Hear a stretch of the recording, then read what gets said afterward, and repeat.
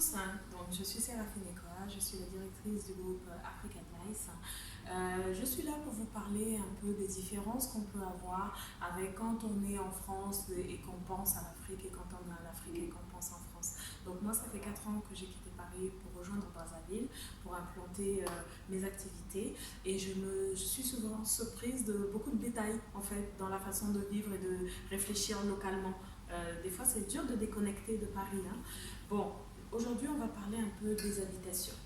Quand on est à Paris, on rêve souvent d'une maison. Elle est, bon, à Paris, il fait froid, c'est peut-être une aberration de le dire, mais c'est vrai, le climat n'est pas le même. Donc, on fait des maisons, on a même du chauffage. Aujourd'hui, c'est la grande mode du développement durable, etc.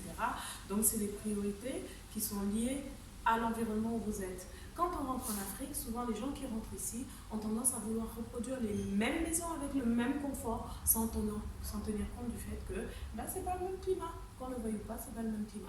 Donc, sans dire des choses qui sont juste des évidences, quand on rentre, ce serait bien de se poser la question de c'est quoi le modèle africain? C'est quoi le modèle africain de maison? Est-ce qu'au lieu de remettre du ciment partout, je ne peux pas mettre des briques? Est-ce qu'au lieu de faire des toilettes en dur, il n'y a pas des systèmes de phytoépuration qui me permettent d'assainir tranquillement en préservant la nature?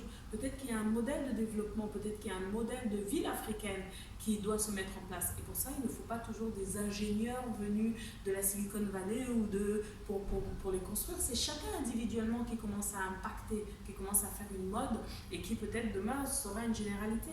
Donc j'appelle vraiment ceux qui reviennent et qui ont beaucoup d'idées lorsqu'ils veulent faire construire une maison, de souvent réfléchir à qu'est-ce qu'ils peuvent apporter de plus.